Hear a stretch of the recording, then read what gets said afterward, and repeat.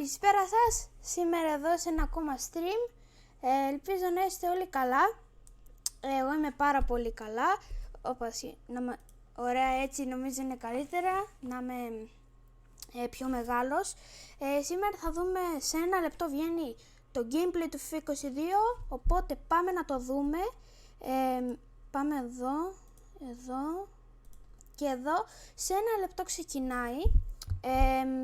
Είμαστε εδώ, όσοι θέλετε να μπείτε, και εδώ είναι στο site στο YouTube κανάλι της EA.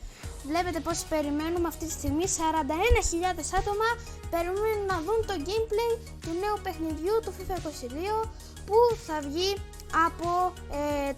από 1 Οκτωβρίου και για όσοι το κάνουν pre-order 27 Σεπτεμβρίου. Πολλοί κόσμος ανυπομονεί γι' αυτό. Όλοι πιστεύουμε ότι θα είναι ένα καλό FIFA και ας ελπίσουμε να είναι ένα καλό FIFA.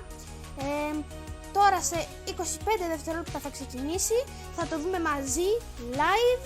Ελπίζω να σας αρέσει, ελπίζω να αρέσει και σε μένα.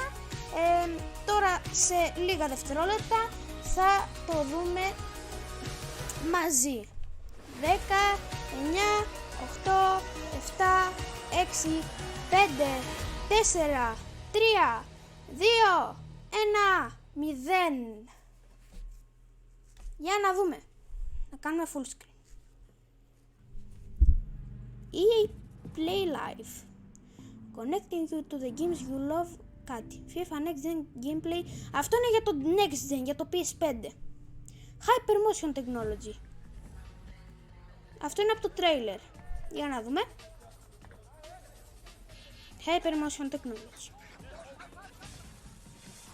Αυτό που είχα πει στο χθεσινό stream. Ότι είναι κανονική σκηνή παιχτών, νομίζω.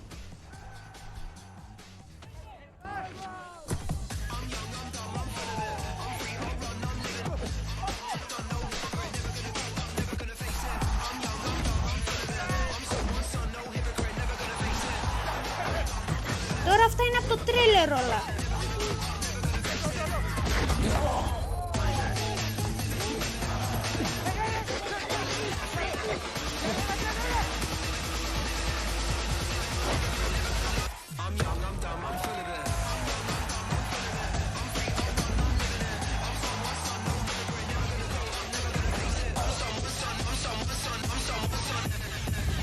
Hi, I'm Amit Katwala from Wired Magazine and welcome to Spotlight.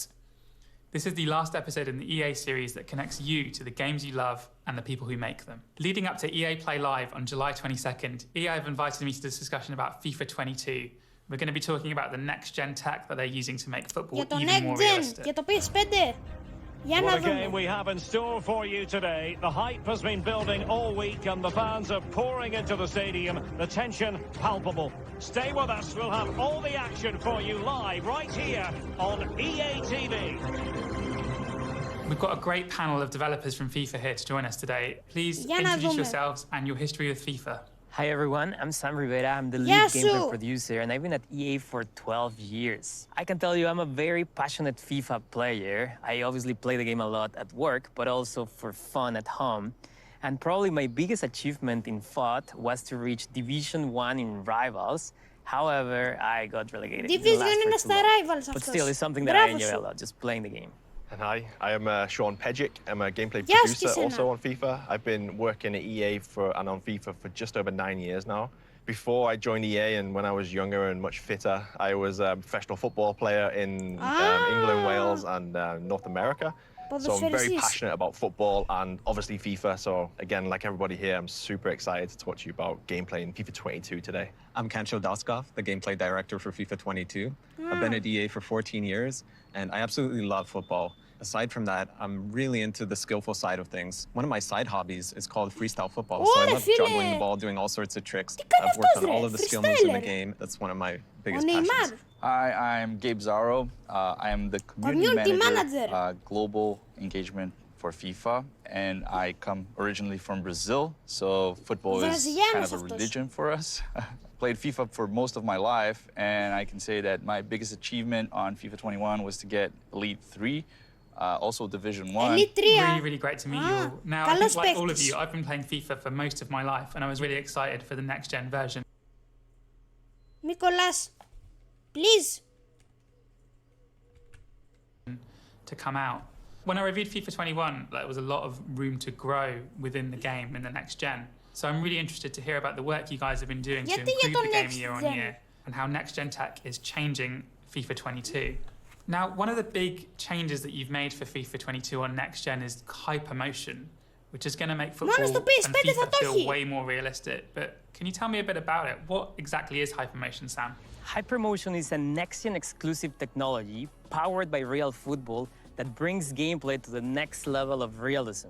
Hypermotion integrates advanced 11 versus 11 mocap and machine learning for the first time to create the most authentic, responsive, and fluid experience on the pitch. So what does that mean exactly? What's this 11v11 mocap you're talking about, and how does machine learning kind of come into that? In the past, we used to capture animation in a mocap studio through an optical way of doing it. And we used to have maybe 1, 2, 3 players, and we would tell them, go to this direction, kick the ball in this direction. So advanced 11 versus 11 motion capture. XN Suits allows us to, for the first time, capture 22 professional footballers playing on the pitch.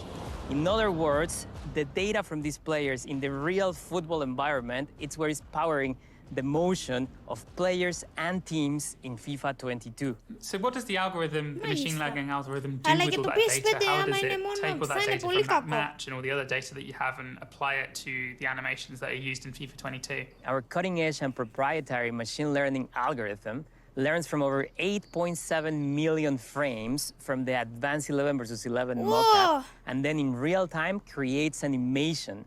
This animation creates more organic and fluid motion in a different set of scenarios in the game. So what you're gonna see is players alternating between different, like let's say a short step and then a longer step to properly get into the position where he can kick the ball for either a pass or shot or just a ball control. And that just makes things look and feel more like football. Motion is more fluid because players in real life, they adjust their cadence, they look at the ball, they position their bodies to get there, to get to the ball. And that's what you see with this new machine learning technology that we have in the game in FIFA 22. Can you tell me a bit more about this match, this 11v11 match? Because I think we've all seen, or FIFA fans will have seen videos of players doing motion capture in those suits with the little white dots on them. But this was a full game of football with all 22 players wearing these suits, right? So I remember you telling us a story about the 11v11 in Spain, right? Like you were hyping up the players, you were telling them, go really hard. This is your chance to be in the game. And what happened there? That was a very important part. We told them, look, this is the first time we're putting people actually playing the sport, professional players playing football, and this animation is going to the game, so go and try hard. And exactly at the end of the game, they were about to fight. It was very interesting, but we really got the data that we wanted. You see that the data is more athletic now. There's more intensity, physicality is there, and also a lot of behaviors that you don't usually get with regular motion capture. Players being more human, you get to take all these behaviors and talking and pointing, directing people. You get all these little things, all these football behaviors. Now we have them and we can put them in the game, which makes a more authentic version of FIFA. And the other thing I noticed was the emotion. There was a play I saw where the player didn't get the ball, and you could tell he was so frustrated. Like, why didn't you pass the ball to me? And that was so natural, just that the way he did that emotion. So we put that into the game. It's crazy, eh? When you have one person in the studio, so many cameras on this one person, it's hard to be as natural as with 22 people in one pitch, right? So exactly. So this is really changing how we capture animation in football, and it's taking it to the next level. Yeah, I think another little component that the Cancho's touched on, but that I see when I looked at this XN's data was just the natural behaviors that Gabe was touching on, the physicality that you couldn't get in a mocap shoot that's more structured. Now we see players just naturally falling over each other. It just sounds so simple, but it's actually quite hard to direct and say, just fall over. You need to put it in a real environment and see the players just come together naturally and make these falls. So that's just one part of it, but like there's so much more that we can gather from this XN's data, which really elevates the game. So it sounds like these new next-gen consoles have really opened up the ability to use machine learning and use these new technologies to make the game more realistic. Kanche, can you tell me a bit more about the 11v11 game and what exactly motion capture is adding to FIFA 22 here? Yeah, so the data captured from this advanced 11v11 mocap shoot actually has resulted in over 4,000 new animations added to the game. And just to give you an idea, that's 3 times more animations than we added last year. So this is a huge, huge animation refresh. These animations show off the footballing intensity, the athleticism, the physicality of professional players, and this results in a huge improvement in player motion. So this is a fundamental leap forward in the way players move and act and behave on the field. You know, from your perspective as someone who loves that skills-based approach and loves the feeling of real football, but how does it actually make the game feel different? Does the game feel more responsive? Is it smoother? The game just looks more like football than ever before. Players really feel like professional footballers in the game now. Can you give me an example of what you mean when you talk about animations? Is this something like a player playing a pass or a player making a tackle, or are they smaller than that? Is it smaller actions or is it these kind of big actions or both? So it's individual actions such as a player switching the ball from one side of the field to the other, doing that type of lofted pass, just the motion to slice underneath the ball with your foot, the way professionals do it. It's quite unique just to see that motion play out and follow the ball as it's flying through the air. So these kind of moments in the game really make the game, make it feel more football because you have the professional players actually doing these actions in a match. Will that differ depending on how good the player is? Like, will Lionel Messi approach the ball differently to a League 2 player or, you know, a player from a lower division in FIFA? There's definitely some personality in terms of how we calculate how well the player can get into the ball, how fast. There's multiple systems that combine to give you that fluidity. Messi will be a little bit faster to get to the ball. However, here is more not necessarily about the personality, it's just about knowing how you need to get to the ball. So when you put all the systems together, then yes, players like Messi, players like Ronaldo, they have a better sense of how to shield, how to position their body so you can get away from the defender. Obviously, football isn't just about individuals, right? It's also about teams and tactics, and there's new features called team intelligence, or we're adding more team intelligence to FIFA 22. Sean, can you tell me a bit more about that, please? Driven by the power of the new generation of consoles, tactical AI creates deeper intelligence for all 22 players on the pitch. This starts from the attacking side of things. Now on the attack, each of these players can have up to 6 times more decisions per second than ever before. So now the attacking runs are much more intelligent, and also the build-up play and the chance creation, the players make much more supported runs, which improves the level of tactics. Also, the defensive side of things is a big improvement too for tactical AI. This was completely rewritten this year. So now the defensive side of the positioning team do more zonal marking and defend as a unit. It looks like a real game when you're watching it on TV. Like, teams nowadays play very tactical, very structured formation. So we wanted to get that feeling across into FIFA 22. You always tell me, keep your shape, don't get out of position, even when we're playing together, right? Yep. That's the most important thing. That's what I noticed in FIFA 22. Like, you see the teams defensively, they move together. As the ball moves from one side of the field to the other, the defense moves together. Yeah, it's a big part of football nowadays, right? You said, like, work in previous FIFAs, maybe they would work in 2s and 3s defending, whereas you really want the team to work together and be more zonal and defend as a unit. So yeah, now you feel this straight away when you boot up the game for the first time. This example shows the defensive rewrite of the system. You can see the back four working in a unit and as a zonal marking to really work together from when the ball switches from one side of the pitch to the other side. They shift together as a team to really work as a unit and defend that space. We analyze a lot of professional football just to see how teams retain their shape when they are defending, when they move up the field. And that's what you're seeing in the game now, which gives you that feeling of more authentic experience. And actually in FIFA 22, you can tweak your attacking tactics so they're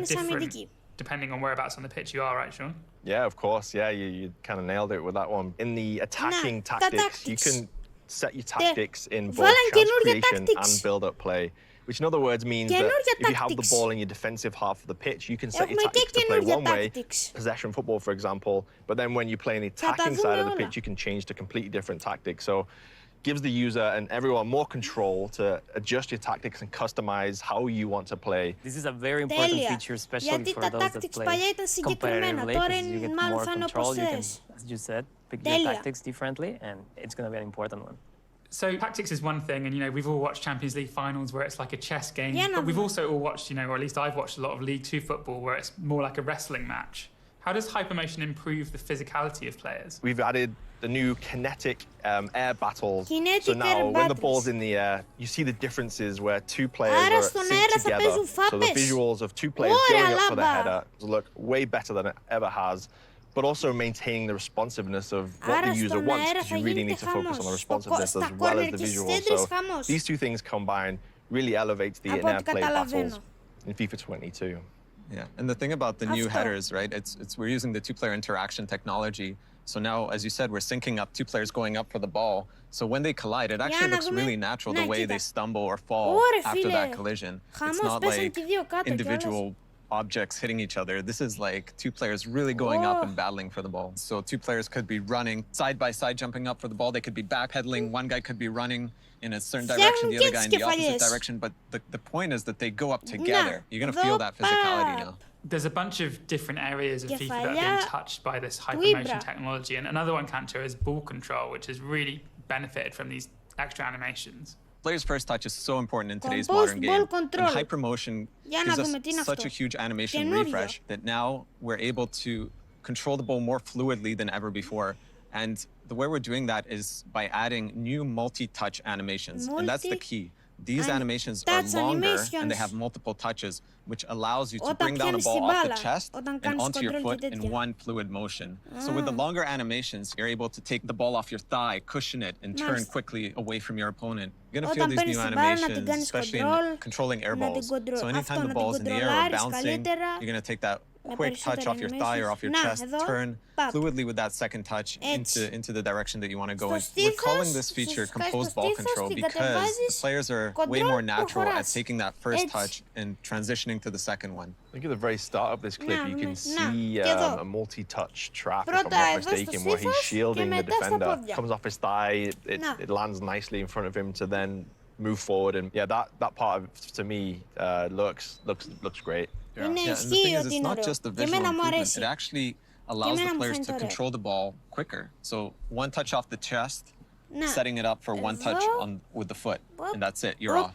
It's not like in previous FIFAs where sometimes you take the ball off the chest, it bounces awkwardly, and you have to like adjust. It's way more responsive now because it's literally one touch, two touch, and you're off. That's so important, right? Because on a competitive level, on FIFA, you see that the best players, they're just trying to adjust for the best shot or the best pass. Yeah, and like in professional footballers, also as well as Kancho saying the realism in FIFA, from an authentic point of view, it's all about the first touch. Like when you coached as a kid or up until whatever level you play at, always focus on the first touch, getting the ball out of your feet, 1-2 touches, and then you're away. And having all of these additional animations, there's over 400 new animations for controlling the ball just due to hypermotion. And this is just bringing a whole new level of realism to the game that allow players to turn quickly away from their opponents. And just to add to that, in the past, we used to prioritize shorter animations to keep the game as responsive as possible. However, now this technology, as Kancho mentioned, allows us to have longer animations with more than one touch on each animation, which result in better visual quality, but we still have that ability to transition out of that animation at any time into something else if the situation changes. Let's say there's a defender coming, and in the middle of a trap that is very long, I need to go in a different direction, and we can transition out.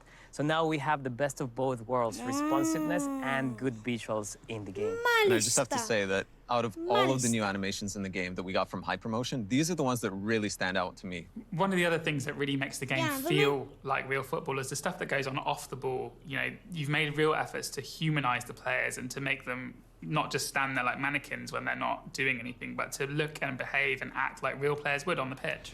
So when we analyzed the 11v11 advanced mocap, we actually noticed the players are communicating all the time. I'm saying, man on, go here, I'm offering support.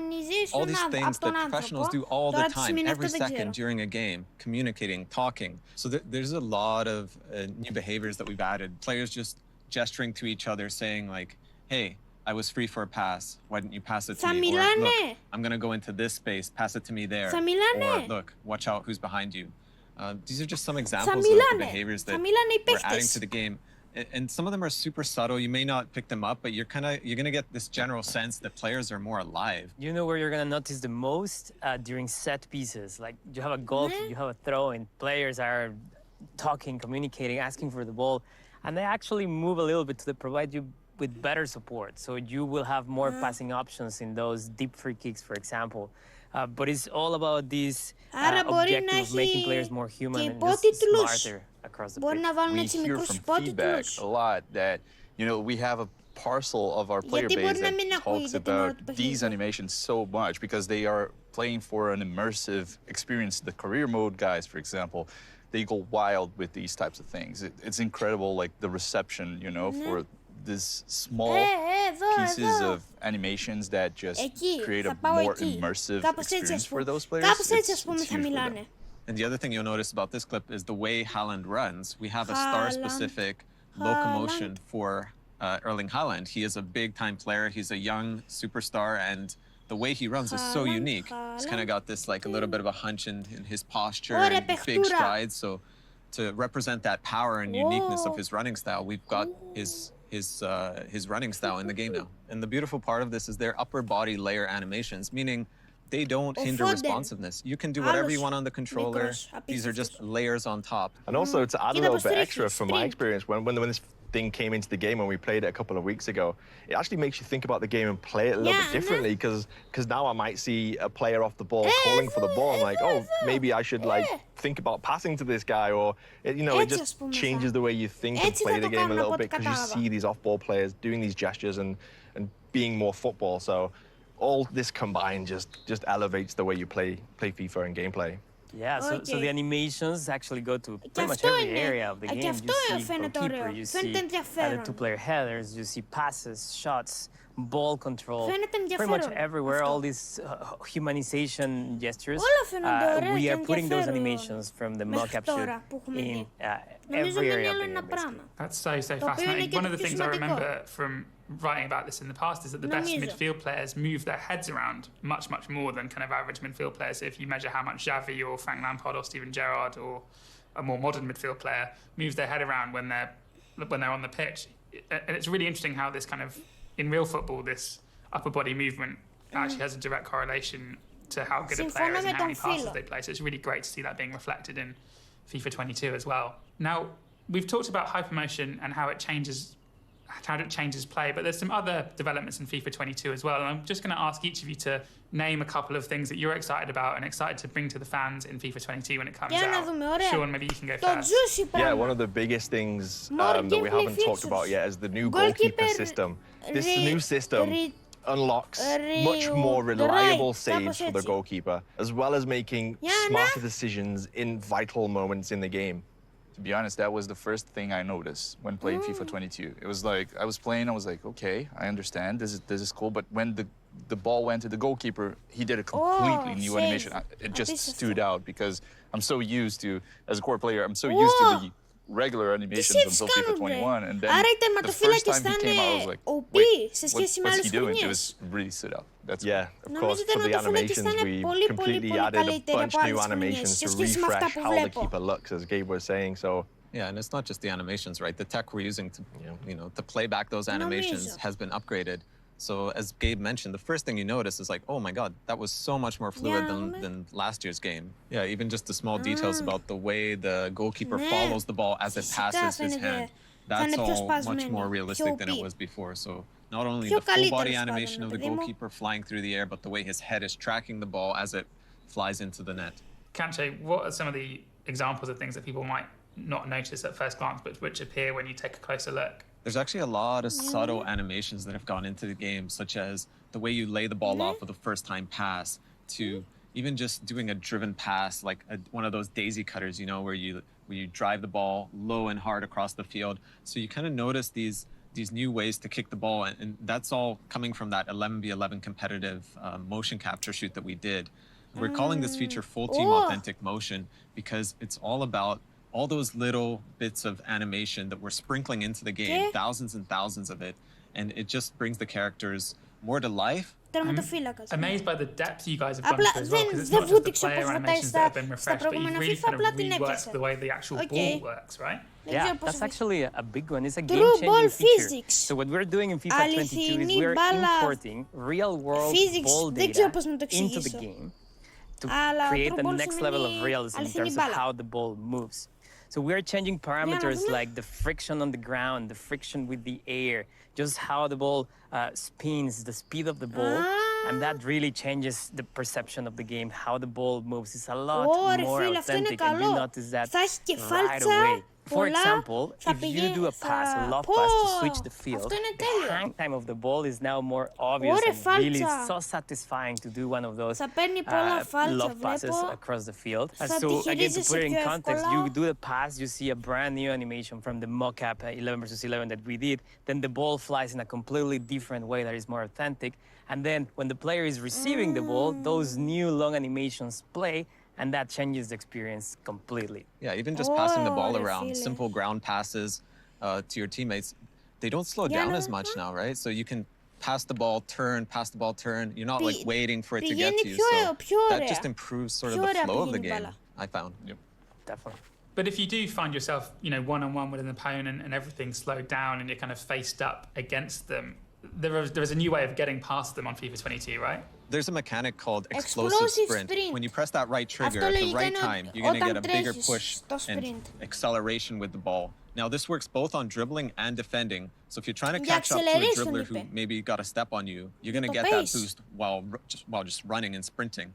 But if you're a dribbler, you can really lure that opponent in to get close and get by him with a quick acceleration. That changes the way you defend and attack. You've got to really think about now when you press that sprint button. You get the benefits of waiting and trying to have these mini games between the attacker and the defender to really time these inputs to see this explosion of sprint in both defenses and attacking side of things. So.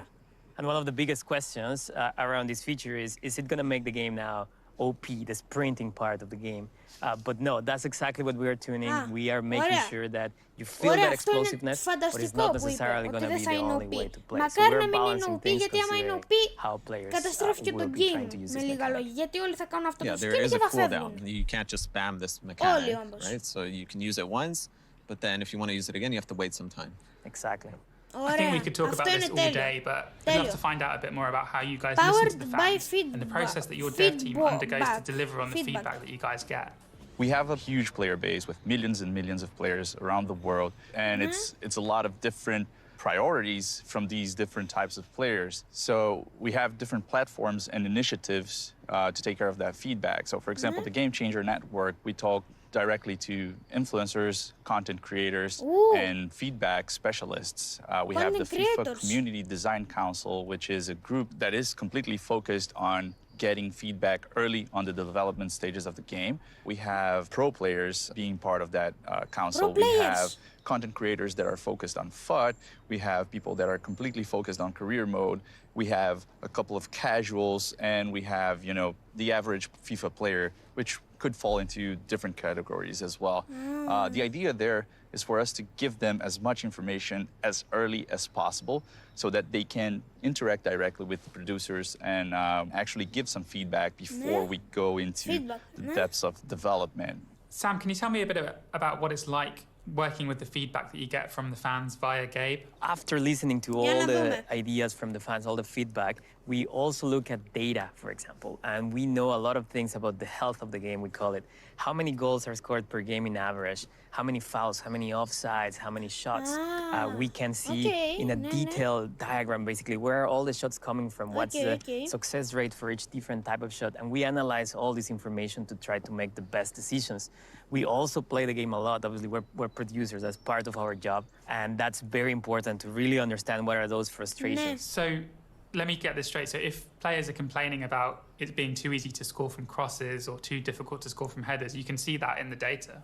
We can, and we also set targets sometimes based on how we want the game to play. So if we think there's too many goals from crosses and we feel like maybe there's not enough skill needed to score on a cross because you just need to go to the wing and then cross it, then we try to design systems, design the game, maybe in a two-player header situation. How can we get the best outcome that creates a balanced game? How much does the game change from, you know, the first release to by the time the next game comes out? How quickly players kind of find the easy ways to score? You know, is it within a week of release? Is it within a day of release where you see, oh, actually, there's too many goals being scored from crosses or too many goals being scored from headers? A lot of the bugs that we find require millions of players competing online. So sometimes it takes months for the community to really discover certain things in the game. And we're there. We're playing every weekend. We are monitoring and we are talking to people to get the feedback right away and act right away. That's really fascinating stuff. It's so great to hear about how you guys are reacting to feedback. All right, that's just about all we've got time for, but this has been so fascinating. Thank you so much to the guys from FIFA for answering our questions, and thank you to the fans for watching in and listening. Before we go, Gabe's got a few dates for your diary to look out for if you're interested in more about FIFA 22. Yeah, for sure.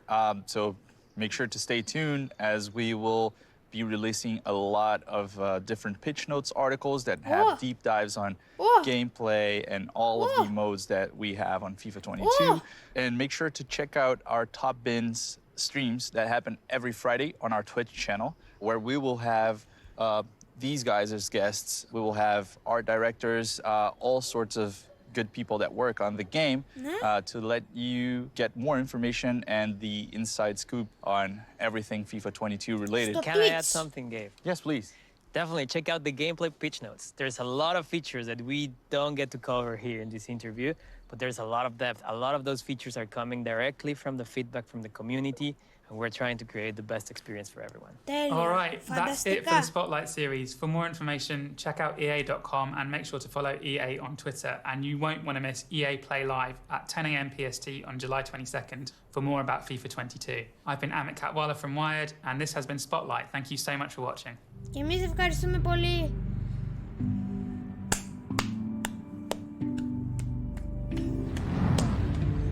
EA Play Live. Bra, really, bro, no way. Pro Clubs. Όλοι λένε Pro Clubs. Γιατί Pro Clubs? Χα.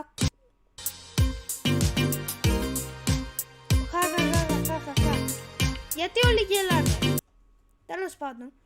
Όλοι κλαίνε, γελάνε. Guys, this is not the main show. FIFA 22 PC ισχύει. Ισχύει FIFA 22 PC, δεν θα είναι και το καλύτερο. Ό,τι να είναι. FIFA 22 για σκουπίδια. Looks just like FIFA 19. No gameplay. Rubbish. Bruh. Don't buy PC version. 0/10. Big dub. Gameplay. This is troll. GG. Απίστευτα. Ωραία το FIFA community. Ωραία με τόσο. FIFA 21 patch. Clone. Dislike. Καλά. LLL. Εντάξει, ας αφήσουμε το FIFA community. Έτσι είναι το FIFA community. Λοιπόν, δεν έχω ξαναπαίξει FIFA. Δεν θα πω ούτε ότι είναι καλό, ούτε ότι είναι κακό, όπως λένε οι άλλοι φίλοι μας εκεί στο chat, που μάλλον έχουν ξαναπαίξει FIFA. Δεν ξέρω αν τους άρεσε ή δεν τους άρεσε, αλλά αυτό φαίνεται δεν τους αρέσει καθόλου. Εμένα μπορώ προσωπικά να πω ότι μου ψιλοάρεσε, γιατί πρώτη φορά θα παίξω το παιχνίδι μάλλον. Οπότε πιστεύω θα είναι καλό, ελπίζω δηλαδή. Με αυτό ήταν πολλά καινούρια νέα. Κάθε Παρασκευή εγώ θα είμαι συντονισμένος στο Twitch, μπορεί και της EA, μπορεί και καμιά φορά έτσι να το δείχνω λίγο στο stream. Αυτά, ευχαριστώ που παρακολουθήσατε, ελπίζω να μάθατε κάποια πράγματα για το FIFA 22.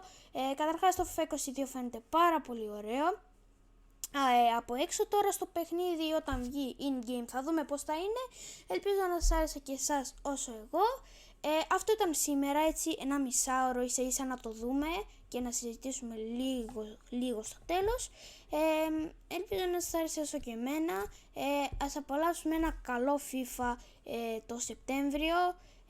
Τα λέμε το Σεπτέμβριο με FIFA 22. Τότε θα παίξουμε το παιχνίδι, τότε θα κυκλοφορήσει. Θα το δούμε εκεί εκεί θα τα κρίνουμε. Τώρα από εδώ, από έξω δεν μπορούμε να κρίνουμε τίποτα προς το παρόν. Αυτά, ευχαριστώ που παρακολουθήσατε το σημερινό stream. Ελπίζω να μάθετε κάποια πράγματα για το FIFA 22. Μέχρι τότε να είστε όλοι καλά. Γεια σας.